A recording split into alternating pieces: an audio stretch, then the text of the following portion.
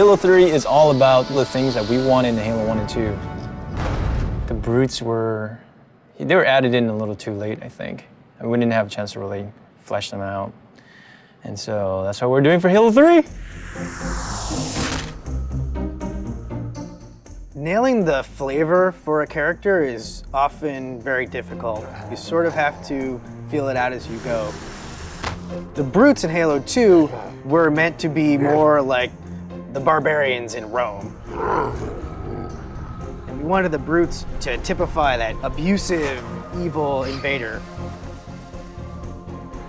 But right from the start, the design of the brutes was not consistent about reinforcing that they're meant to be worthy adversaries for the player. Now that the elites have left the Covenant, it gave us a problem for Halo 3. For the brutes to behave kind of similar to the elites, they have to be totally redone because they're not interesting to fight. He was just a damage sponge. There were no interesting reactions. There wasn't an interesting death. The only tactic the player has is just pump them full of lead until they fall down. It doesn't really turn out to be really good gameplay. Going back and trying to recreate a character like this is one part art and one part science, and the art part is very difficult to understand just exactly how long it's going to take.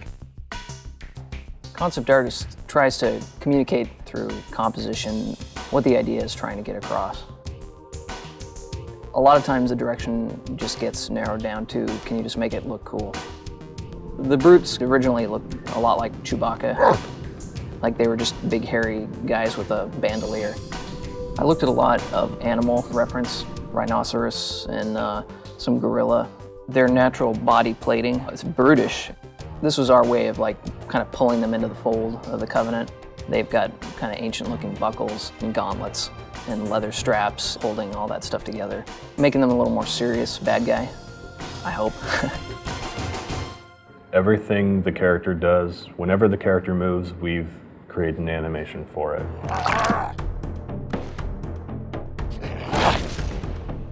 In which way that character moves, that kind of makes him unique. These days now we got our animation reference area upstairs. We just take it upon ourselves to go film us doing each individual motion and then work that into our animation. If a brute is punching the face off a Marine, we're going to embellish that. We're going to make them punch the jaw off too. We're going to make them just punch straight through that Marine. God damn, that looked like in real life. I was just like, Jesus, that was awesome. When I look over and see Jeremy doing something, I'm like, oh, that's really cool. How can I work something like that into his moveset? It's exciting to see what Jeremy does tomorrow and what Bill does the next day. It's always a new... Me too. But not John. No, Not so much me. no. Nobody likes John. Players who are familiar with the brutes from Halo 2 will notice that these brutes are fully armed, fully equipped, and are not going to be pushovers.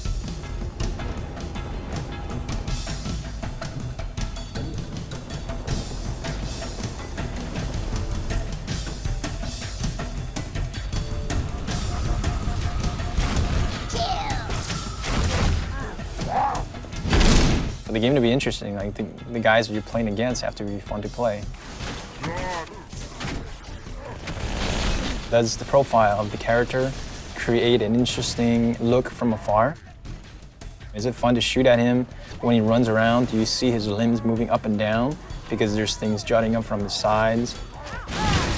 Rather than make them look like big dumb apes, we want to make them very brutal, pragmatic warriors. And that's really informed a lot of the visual design.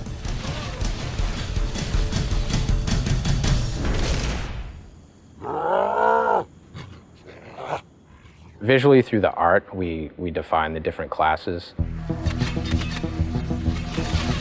The standard brute has just his normal armor with a very standard helmet. The brute captain has a much bigger headdress.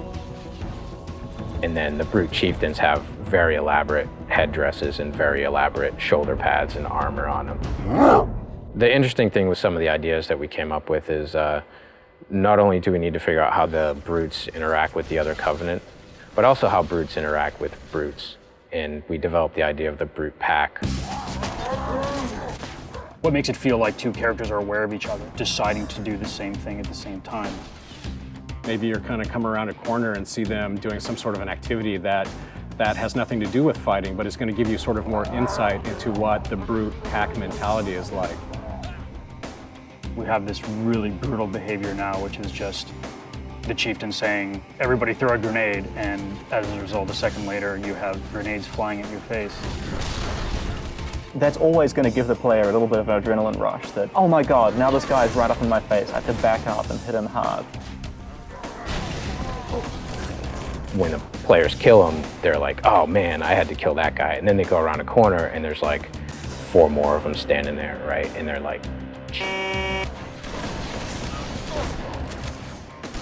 I think the brutes bring out sort of the indignant, self-righteous aspect of a lot of players.